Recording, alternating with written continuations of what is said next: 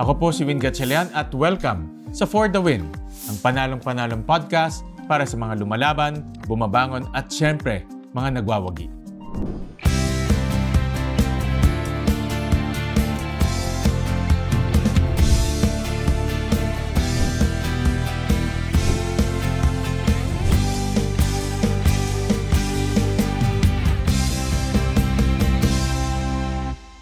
Kung success ang order mo sa buhay, dapat express ang sipag at rush delivery, ang faith at determination.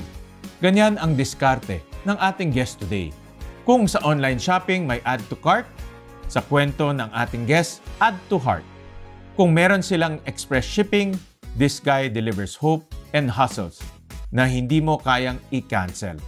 Mga ka-win-win, let us all welcome Nathaniel Felix Sagun. Good morning, Nathan. Maraming salamat sa pagdala mo dito sa amin. Salamat din po. It's a pleasure for me po na mapasama sa interview niyo po. Thank you. Bukod sa pagiging isang magiting na delivery driver, kwento mo nga sa amin, sino si Nathan?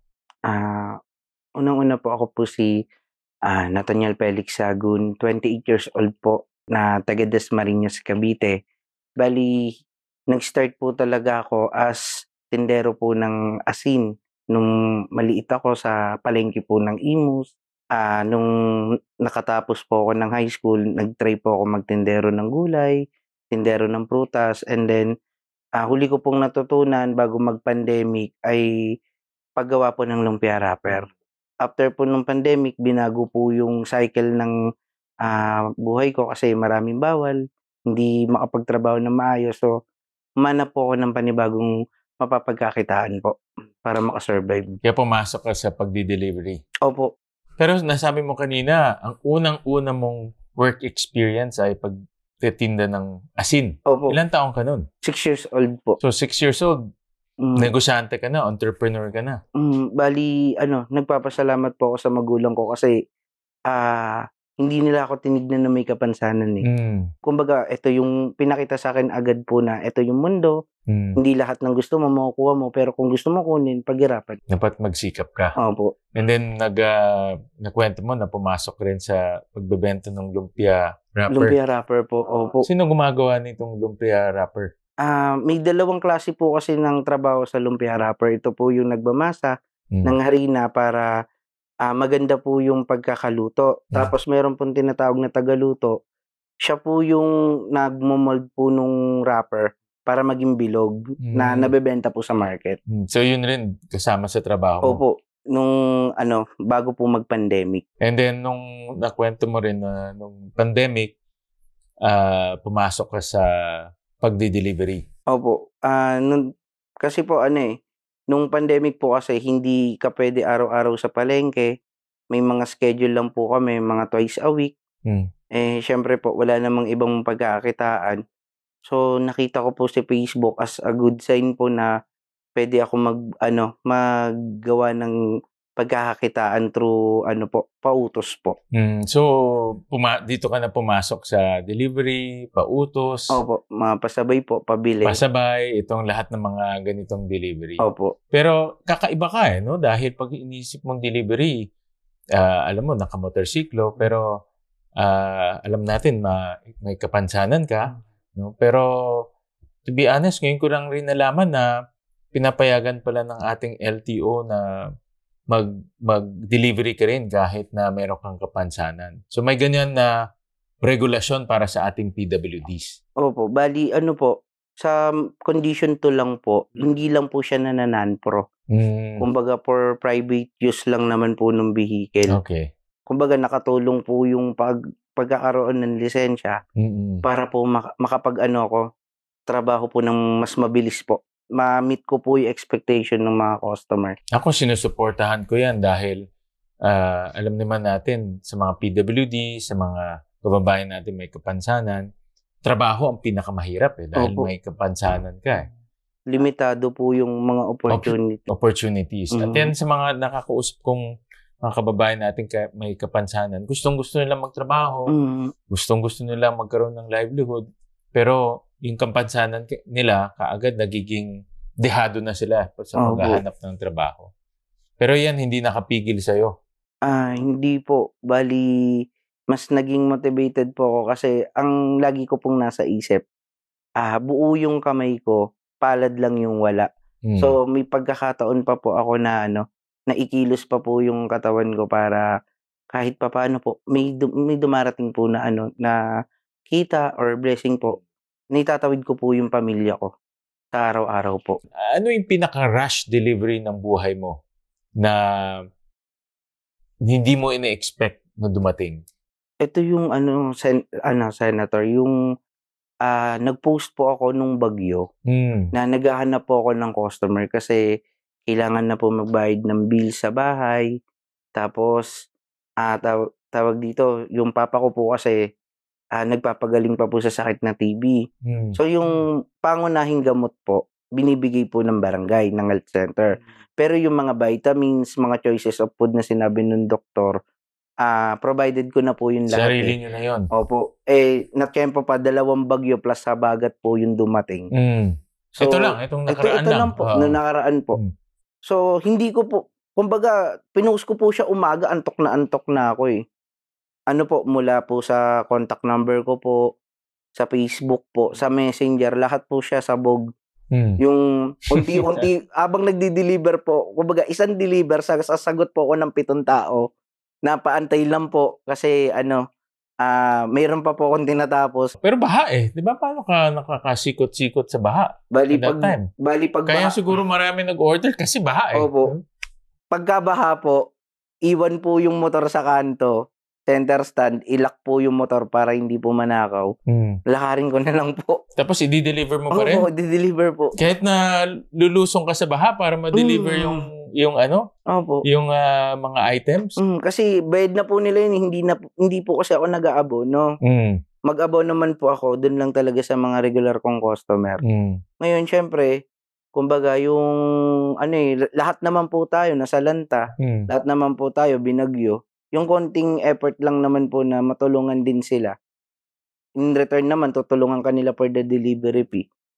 Kumbaga, nagkakaintindihan na po dun eh. Wala na po yung baha eh. Yung 7 na orders mo, na-deliver mo yon? Yung kasagsagan ng bagyo tsaka habagat? Nung bagyo po, umaabot po ako ng 30. 30? Sa isang araw? Sa isang araw po. Na-deliver mo lahat yun? Na-deliver po, opo. Bali, tiyaga na lang po. Halimbawa po, hanggang bewang yung baha po. Pero ang pinakamalala naman pong baha lang sa Taguig, hanggang bewang. Magmi-meet na lang po kami hanggang, kumbaga, lulusong po ako, meet na lang po kami halfway. Para hindi na po ako pupunta sa pinakadulo. Grabe yung sakripisyo mo para lang makadeliver ng isang item. Gusto ko nga marinig yun ng ating mga nakikinig kasi kala ng tao pag nag-deliver ganun lang, no? Pag nag-deliver ka, napakabilis. Pero ngayon, naintindihan nila na pag nagde-deliver ka, lalo na ganitong may bagyo, lulusong pa ng baha. Opo. Minsan, nagagalit pa kasi minsan po senior, PWD din, ganun. Ayaw nyo lumusong kasi hindi kayo bibigyan ng tip. Ang sagot ko naman, hindi naman po lahat ng rider nakatingin sa tip. Minsan yung simpleng salitang salamat, mas malaking bagay po sa amin yun. Mas nabubus po na magtuloy pa rin po kami kahit basa na po kami. So kami po, kung tawagin po kami pag bagyo, robot. Laban po kahit baha. Kung ayaw ng iba, ikaw na lang ang sumasabay. Kasi sayang po, kita pa rin yan eh. And paano ka nila mahanap naman? Nagpo-post po ako sa Facebook. Sa Facebook. So doon ka, so yung mga gustong, let's say, merong pa-order o pa-sabay. Opo. Pwede ka nilang hanapin sa Facebook. Opo. Galing, ha? Kung ang buhay ay isang delivery app, ano yung 3 orders na pwede mong isuggest sa mga riders na katulad mo or mga Gen Z na katulad mo rin? Ikaw, party ka pa ng Gen Z. When I say 3 orders, ano yung 3 payo o ano yung 3 wish, no, para sa kanila? Siguro po una, tiyaga. Kasi wala naman pong shortcut yung pagiging successful sa buhay. Lagi tayo, kumbaga, lalo po sa mga kagaya namin, gusto lagi namin shortcut para mabilis. Pero in real life po, Wala naman pong Talagang nag-success ng shortcut, eh. Talagang dinaanan po lahat ng struggle, eh. Kumbaga tiyaga, pangalawa laging motivate lang po na tuloy lang. Kumbaga kahit laban lang. hindi mo patanaw, pero kung lilingon ka naman sa likod mo, malayo ka na sa dating ikaw. Oo. Tapos last po, laging isama po yung Panginoong Diyos sa bawat lakad. Kasi danas na danas ko po 'to. Kwento mo nga yan, yung... Dumating po ako sa point na na lubog na lubog na. Ganun po. Yung katulad po ng bagyo, lubog na lubog kasi ang dami pong bayarin, mga bills. Tapos sumabay pa yung gamutan ng tatay ko. Sumabay po. Kumbaga, parang palubog na palubog. Imbis na po, paangat, palubog. Pero dun ko po laging nakikita yung kapangyarihan po nung panalangin. Libreng manalangin sa Panginoon. Pero yung blessing po, higit lagi sa hinihingi mo. Yun naman po yung nangyari sa akin. So, tiyaga, laban lang, pananampalataya. Opo. Itong tatlo ang mapapayo o mabibigay mo sa kanila bilang isang payo. Opo. At actually, parang nga sa'yo, dahil nga may kapansanan ka, mas extra yung laban lang, di ba? Kumpara sa katulad namin na wala naman kaming kapansanan. Pero sa'yo, double extra dahil nga ipagdadrive lang, hamon na yun eh. Lalo po kapag sobrang traffic po. May times po kasi itong kaliwang braso ko na ngayon po na-stretch siya. Pero inborn siya, di ba? Inborn po. Pero pag naitukod ko po ito ng mga 2 hours sa traffic, buong araw ko na po siyang hindi nagagalaw. So, namamanhid siya? Hindi po. Hindi ko siya kayang i-bend po kasi sobrang sakit. Tapos konting masagi lang, masakit talaga, ganun po. Parang kailangan lang pahinga, ganun. Yeah. Pagdating ng umaga, unti-unti, stretching kapag kaya na, biyahe na po ulit. Usapan natin yung buhay mo. Ano yung pinakamabigat na package na dinaanan mo sa buhay mo? Ano yung pinakamabigat na hamon na dinaanan mo sa buhay mo? Pinakamabigat na hamon po. Yung pinakamabigat na challenge? Yung dati po kasi ako sa isang food app. Food app? Ngayon po, merong nagtitrip sa amin, pinupost sa Facebook yung mga nagnanakaw ng pagkain. Ngayon po, dami kasi yung account na yun. Tapos naisama yung picture ko po. Naisama po. Ganun. Halos 90% po ng regular customer ko nawala. Ang sinabi ko lang po, hindi na po tayo panahon ng kopong-kopong. Lahat po ng fast food may CCTV sa harap ng cashier. Ngayon, kung totoong nagnakaw po ako ng pagkain, sana may lumabas po na video. Marami talagang, nakakalungkot sa atin. Minsan may nababalitaan din ako yung fake na booking. Opo. Nangyari na ba sa iyo? Bibili ng napakadaming pagkain, tapos pagdating doon, ko po yun kina-cancel o hindi nagbabayad. Ano po yun kumbaga sa amin po, pagka cash on deliver, kapwa rider na rin po yun na inggit na lang Ganun ba yun? Opo. May nangyari rin ganun? Yung nangyari kanina sa'yo, parang bullying nga yun diba? Opo. Parang bullying, biro mo, binalagay pangalan mo doon, tapos sinisiraan ka. Kaya ako, isa sa mga advocacy ako, dalawa advocacy na ngayon, nung senador ako, isa yung proteksyonan yung ating mga delivery riders. Dahil nga, marami kami nakukuhang reklamo na ganyan mga fake order. Booking, hijacker. Pangalawa, bullying. No? Hindi lang yung bullying sa school, pati kahit na mag-graduate ka na, may bullying pa rin. Kaya yan, linalabanan din namin. Opo. Ngayon, nakita ko ikaw, matatag ka, laban lang pasok sa kaliwa, labas sa kanan. Kung ano po yung magandang sasabihin, i-absorb po. Tapos, i-apply daily. Ganun po ako Meron ka bang mga karanasan na parang delayed ang delivery mo? O ibig sabihin, parang delayed ang pangarap mo? Na hindi, may mga pinapangarap ka, pero hindi dumating siya on time. Parang late delivery. May mga ganyan ka bang karanasan? Meron, Senator. Kumbaga, yung pangarap ko nga bilang sa akin, sinukuan ko Ano yun? Pangarap ko lang kasi simple lang naman. Makuha ko sarili kong bahay, kahit tulugan yung subdivision ko. Mga low cost. Ako na, masabi ko lang na bahay ko. May sarili kang bahay. Opo, ganun. Kahit walang gamit, ako na bahala mag-gamit. Makasimula lang po. Pero syempre, sa ating kasing Pilipino, kailangan natin lingunin yung magulang natin. Sila yung nangangailangan. Ngayon po, lalo't ngayon, may karamdaman po. Kumbaga, set aside muna yung pangarap hindi ko alam kung matutupad, pero mairaos ko lang yung pamilya ko. Kumbaga, masaya na ako kapag nairaraos ko pamilya ko. Oo nga. Paunti-unti, nakakaipon po. Basta sabi ko lang sa tatay ko, kamo na magkakasakit. Kasi kakalabas mo lang ng hospital, kamo na babalik. Iipon muna ako. Ang mother mo, healthy naman? Mother ko po, hindi na nakita. Hindi nyo na. So, lumaki ka sa tatay Father mo? Po. Opo. Tapos ang tatay mo, sabi mo kanina, nagkaroon ng TB? Opo, nagkaroon po ng TB. Ganun pa. 2 months na lang po ata yung gamutan. Tapos okay na siya? Okay na po. Magagaling naman ang TB. Sa mga panahon ngayon, may mga gamot.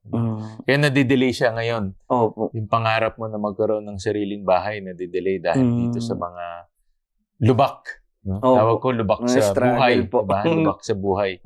No? Kaya, pero dadating rin yan. Kasi nakita ko may fighting spirit ka eh. Yung importante, yung fighting spirit eh. Hindi sumusuko. Diba? Sabi mo nga kanina, tiyaga, tsaka laban lang. Sa pananampalataya. Yun ang pinakamahalaga para umusad tayo. Marami pang express delivery of inspiration. When we come back, stay with us. Ayon sa datos, 4 out of 10 college students nagda-drop out. Sa mga pag-aaral namin at sa mga hearings, lumalabas na marami rin gastos ang mga estudyante, hindi lang tuition fee at other school fees. So marami tayong mga estudyante either na-delay yung kanilang pag-aaral o nagda-drop out na sila dahil bumibigat na yung gastos. Yung iba bumabalik, no? But later date na. Yung iba naman talagang humihinto na dahil nagtatrabaho sila. Dahil natuklasan namin na yung tertiary education subsidy hindi pumupunta sa mga mahirap nating mga estudyante. Ito yung pinaglaban namin for the past 2 years until na bago ng Unifast yung kanilang policy. So ngayon, mas marami ng mga estudyante ang nakakakuha ng subsidiya, lalo na yung mga mahihirap nating mga estudyante para matapos nila yung kanilang pag-aaral. Nakita namin na hindi lang tuition fee ang nagiging pabigat, kundi yung mga iba pang gastusin. At dyan dapat pumasok ang gobyerno para matulungan naman yung mga estudyante natin sa iba pang mga gastusin.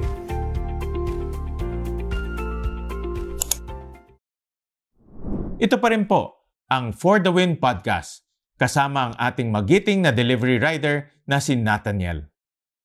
Paano mo naman pinapaalala sa sarili mo na darating rin one day, no, itong mga pangarap mo, no, at darating rin ito dahil sa tamang timing?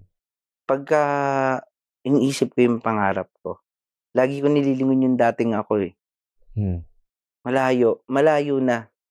Malayo na from dati sa ngayon, pero malayo pa ako sa sa pangarap ko. Dati, nagbebenta ka ng asin. Opo, nagtitinda ng asin. Lumpia rapper, ngayon delivery rider. Nag-viral ka pa. Opo. Di ba? Nag-viral ka pa, nakilala ka pa. Ang lagi ko lang iniisip, wala namang masama laging humingi sa Panginoong Diyos ng biyaya eh.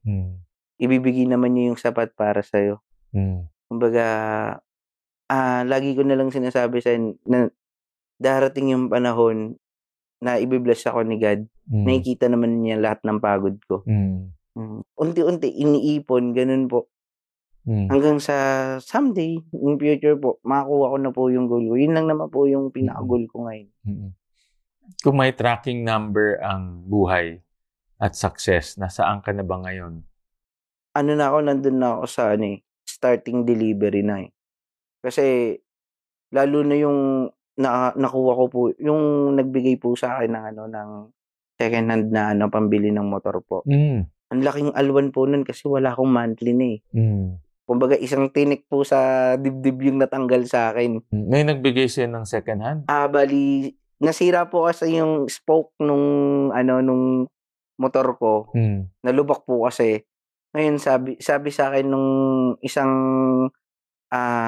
nagmagandang loob po. Bakit mo kailangan ipagawa? Bakit mo kailangang hulugan yung motor mo? Kung bibigyan kita ng pambili, ibibili mo ba? Sabi ko, ibibili ko po. Nung pinadala po, the day po, pinost ko siya. Pinadala niya, binigyan ka ng pambili. Opo, binigyan niya po ako ng pambili. Bumili ka ng motor. Kasi sabi niya, ano yung pinakamakakaalwan sa buhay mo? Sabi ko, wala po. Anong kapalit nung binigay na pambili? Alagaan lang po yung motor. Yun lang. Opo. Kasi sabi niya, ano yung makakaalwan sa buhay mo? Yung wala po akong hulugan. Kasi mabigat, may hulugan eh. Mabigat, tapos may certain date kung kailan. Magkano ang binigay naman sa'yo kung nasa 40 po eh. 40,000? Opo. Para bumili ng sariling motor? Opo, second hand po. So itong 40,000, parang big break mo? Opo. Kumbaga yun yung starting point ko eh. Wala na akong, nakatanggal na ako ng pinakamalaking tinik. Oo nga. Bali, sabi niya, hindi naman ako nangingi ng kapalit. Pero ingatan mo yung motor. So parang niya yun, tulong na sa'yo? Opo, para magkaroon ka na rin ng peace of mind para hindi ka, kasi ang biyahe ko kasi kung kailan ako utusan, kahit madaling araw, basta may utos, lalo't BGC lang naman basta po. labas na kaagad? Opo, basta't BGC lang. Pag madaling araw po, BGC lang po ang cover ko. Hindi po ako napunta ng ibang lugar. Ganun po. Wala akong oras kung kailan ako uuwi, ganun. Tas 2 weeks pa po ako bago umuwi ng Dasma. Oo nga, kasi sabi mo nga kanina na parang bed spacing ka, no? May bed spacer ka sa... Bali, libre po yung pagpapatulog. Kumbaga, pambawi. Sa kanila kakakain. Sa kanila kakakain. Opo.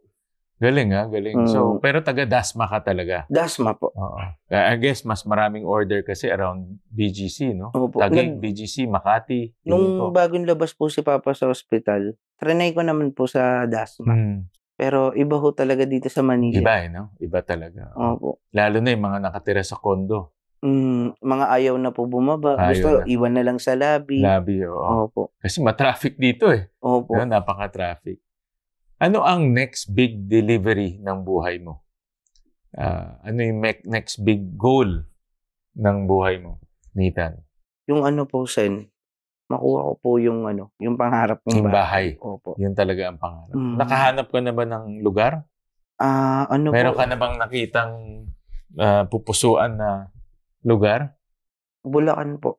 Sa Bulacan? Baliwag. Dito? Sa Baliwag. Alayo naman from Dasma, pupunta ka dito ng... Yung family po kasi ng partner ko po. Taga Baliwag po. Taga Baliwag. Opo. Tsaka doon po kasi sobrang low cost lang po nung Oo nga.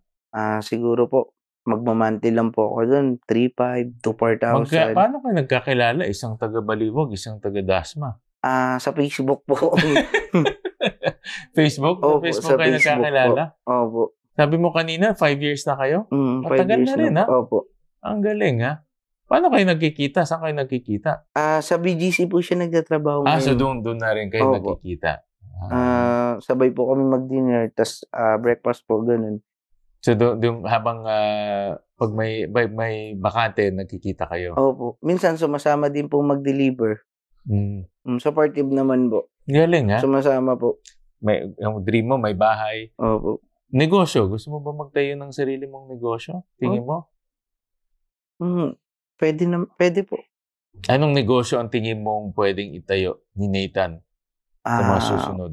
Para sa akin. Anong na-visualize mong negosyo? Gusto ko kung ibalik yung yung ukay-ukay ko dati.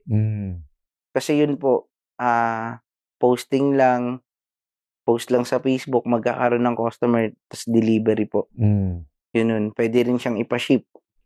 Mga ganun po. Saka mas maalban po sa akin kasi gamay ko na po yung gamay. So, nung pumasok ko rin ng ukay-ukay? Pumasok po. Talagang lahat ng pwedeng pagkakitaan. Bali po hindi po ako nakatingin sa sinasahod ko eh. Nakatingin ako kung, halimbawa po sa ukay-ukay, ang sahod ko lang po doon, 150 to 200 a day. Pero hindi ko po pinapansin yun. Ang target ko po kasi isama ako nung may-ari dun sa pagkukuhanan niya. So, may idea na po ako. Para kapag umalis po ako, makaipan ako ng ang negosyo. Diba, yun ang negosyo, diba? Yun ang negosyo. Ganun po. May mga pagkakataon naman na isinasama ako, nalalaman ko yung mga supplier, ganun po. kung merong isang special delivery na advice sa mga taong nawawalan ng pag-asa, minsan hirap sa buhay, ano yung one advice na mabibigay mo dun sa mga nawawalan ng pag-asa? Ikaw kasi nakita ko, dumaan ka sa maraming pagsubok eh. Pero nakita ko very positive ka pa rin. So ano yung mga mabibigay mo? Isang payo, isang advice, special delivery advice sa mga taong humaharap sa mga pagsubok. Siguro yung kapag down na down ka na, lahat ng problema, suliranin sa buhay, kumbaga sinalo mo lahat, ang pinakawag na wag mong gagawin, layuan mo yung pananampalataya mo sa Diyos. Kasi siya talaga yung siya yung magbibigay sa'yo ng, kumbaga siya yung nagbigay ng pagsubok sa'yo. Hindi ka bibigyan ng pagsubok ng Panginoong Diyos kung hindi mo kayang lagpasan. Yun. Minsan, binibigyan tayo ng pagsubok kasi baka hindi na natin siya naaalala. Tinatapik lang tayo, hindi palayo, palapit na, uy, anak, hindi mo na ako pinapansin, binigyan kita ng biyaya. Ganun po. So tuwing ikaw, personally, kung nakaharap ko sa pagsubok, bumabalik ka sa pananampalataya mo? Lagi po akong nananalangin na anumang pagsubok. Pagsubok o wala, Anumang pagsubok, suliranin yung daanan ko. Basta wag lang niyang bibitawan yung kapit sa akin. Ganun po. May pagsubok, may problema, may biyaya. Lahat po yung pinagpapasalamat ko eh. Kasi hindi naman tayo titibay kung puro biyaya lang po. Talagang dadaanan ng tao yung yung pagsubok. Diyan ka talaga titibay bilang isang tao. Diyan madedevelop ang karakter. Kumbaga sabi nga po dun lang ba sa magagandang binibigay sa'yo, dun ka lang mga hawak. Yung parang buhay po ni Job. Binigay sa kanya lahat. Ng anak, kayamanan, tapos sinubukan siya ng Diyos. Binawi yung anak. Binawi yung kayamanan. Tapos yung nag-iisa niyang asawa, sabi, sumpain mo na yung Diyos. Kasi binawi sa'yo lahat. Pero hindi naman ginawa ni Job yun. Anong ginawa ng Panginoong Diyos kay Job? Binigyan pa ng mahabang buhay. Tapos, dinoble po yung kayamanan niya. Binigyan ulit ng mga anak. Ganun po. Kumbaga si Job nga po mula talampakan hanggang ulo. Puro sugat eh. Yung mamatayan ka ng isang anak, masakit na yun siya. Lahat ng anak niya namatay. Lahat ng kayamanan niya nawala. Pero hindi niya sinumbatan yung Diyos eh. Baga ganun po yung pananampalataya ko. Kahit anong problema yung danasin ko. Instead na sumbatan ko yung Diyos, lagi po ako nagpapasalamat na kahit anong pagsubok o problema, hawak. Kumbaga, taglay ko pa rin po yung buhay at lakas eh. Sa lahat ng lakad ko, iniingatan po ako ng Diyos. Ganun po. Pero gusto ko marinig yan ng mga nanonood sa atin dahil hindi lahat ng tao dumadaan sa hirap na katulad mo. At hindi lahat ng tao may kapansanan at dumadaan sa hirap. So, sa mga bata o Gen Z na nakikinig sa atin, nanonood sa atin, lalo na yung mga ipinanganak na may mayaman or may kaya sa buhay, dapat makita nila o ma-realize nila na may mga katulad mo na kahit na mahirap, laban lang. No? At wag mawala yung pananampalataya sa Diyos. Opo. Yun ang pinaka-importante, nakita. Kumbaga, Sen, kung tinatanong ako, ano yung yabang ko? Ang yabang ko lang pananampalataya. Okay yun. Yun ang pinaka-importante sa akin. Kahit bawiin po lahat. Kasi kaya ko bumangon uli eh. Ilang beses na po ako nadapa eh. Yun ang isa pang magandang nakita ko very positive ka eh. No? Hindi ka yung, alam mo, may ibang tao, tinitignan lang yung negative eh. Ikaw, tinitignan mo yung positive tsaka yung potential. Opo. Diba? Yung importante rin. Huwag tayo masyadong tingin sa negatibo. Tingnan natin yung potential natin. Kung merong isang label na pwedeng i-label mo ang buhay ni Nathan. No? Label, for example, express delivery, handle with care, fragile. Anong label ang Di ba? Kasi pag nagdi-deliver, may label, di ba? Mm. So, anong label ang pwede mo mailagay sa buhay ni Nathan? Siguro, Senator Fragile. Kasi, ano po kung ako po papipiliin, kung ibibless ako ni God, mas gusto kong mas gusto kong i-lessen yung trabaho para makabawi naman ako ng oras sa Panginoon. Ganun po Ngayon po, napapansin sa akin, maghapon ako bumabiyahe, ganun. Pero hindi nila alam, yung parang sa isang part ko, na hiyang-hiya na ako sa Panginoon kasi although nakakasamba po ako ng Huwebes at Linggo, ganun. Pero yung mga dati ko pong ginagawa na nakakapag-stay po ako sa simbahan, ganun, hindi ko na magawa Kumbaga, yun yung gusto kong maibalik sa akin. Siguro, yung pangarap ko, kahit matagal pa ang mabalik lang sa akin yung oras na mabalance ko po uli. May oras ako para sa trabaho, pero mas marami pong oras para sa paglilingkod. Ano ba ngayon ang schedule mo nasabi mo kanina, dati pumupunta ka ng simbahan twice a week? Opo. Ngayon siguro sa dami ng order, baka nagagawa mo pa ba yun in twice a week? Bali po ang nangyayari kasi, Sen, although marami naman pong delivery, pero hanggat kaya ko po na pumunta ng simbahan everyday para magpasalamat. Ganun po. Ginagawa mo everyday? Oo. Kaya try mo talaga, pinipili talaga. Kumbaga, yun po yung yun po yung pasasalamat ko sa lahat ng biyaya. Kasi, ang hiniling ko lang po, makalagpas. Ang binigay po ng Panginoon, makatagos Ganun po Galing. Hindi ko hiniling na magkaroon ako ng ng motor na hindi hulugan. Ang hiniling ko lang po, pampagawa ng spoke ko. Ang binigay po hindi na po ako naguhulugan. Kumbaga, sabi nga po, merong 24 oras ang isang tao. Sana kahit man lang 2 hanggang 3 oras mabigay mo sa Panginoon. Kasi sobrang blessed naman lagi ang binibigay. Ilang oras naman binibigay mo sa partner mo? Sa isang araw? Sa partner ko po. Di po, bali... Isang oras rin? 2 oras? Di naman po. Bali, ang nangyayari po kasi pag umuwi siya ng Baliwag, ginahatid ko naman po. From BGC? Po. Ang layo nun. Malayo pa yun sa Valenzuela. Sanay na po nun. Kumbaga motor? Opo. Saan kayo sa MacArthur? Sa MacArthur po. Alam niyo po bang tuntua ako ngayon? Kasi gawa na po yung kalsada na may kawayan. Doon ka na nag-i-stay sa Baliwag o bumabalik ka pa? Mag-overnight po ako doon. Tapos, madaling araw po, balik na po. Oo, layo Opo, kasi may mga kompromiso din. Pero may mga time naman po na, na hinahatid ko po siya ng Baliwag. May mga taga-Baliwag po na nagpapadeliver naman papuntang Manila.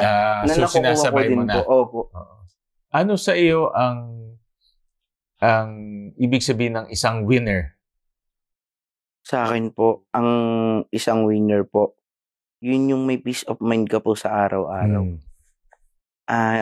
Para sa akin po, hindi po kasi trophy, medalya yung ibig sabihin ng winner o yung panalo.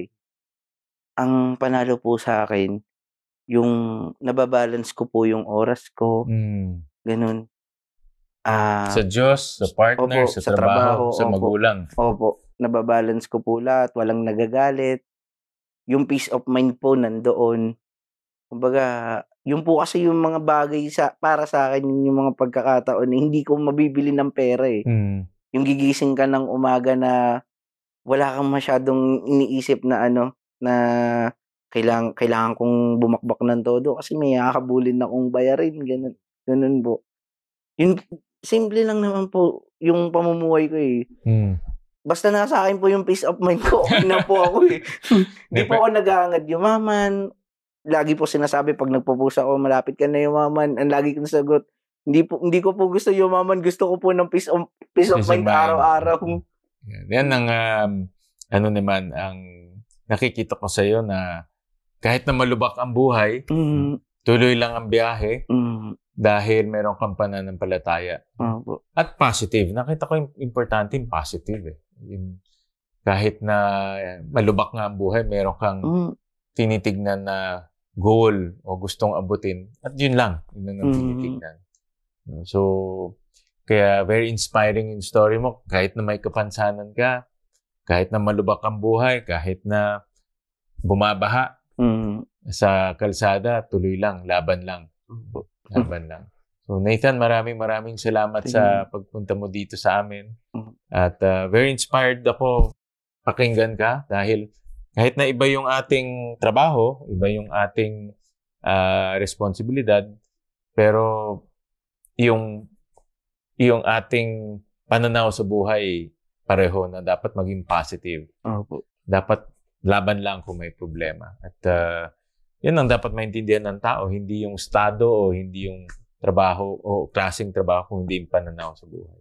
Opo. Thank you, Nathan. Maraming salamat. Thank you. Maraming salamat po. Nagsimula sa pasabay. Ngayon, pasabog na ang kwento ng sipag at faith mo, Nathaniel. Thank you for sharing your very inspiring story with us. Minsan, ang pinakamahirap na ruta ang may pinakamagandang destinasyon. Sa hustle, faith at konting Nathan energy, lahat tayo pwedeng mag-deliver ng panalo sa buhay. Ako po si Win Gatchalian at sa bawat pagsubok sa buhay, lagi niyo pong tandaan, manalig ka, laban lang for the win.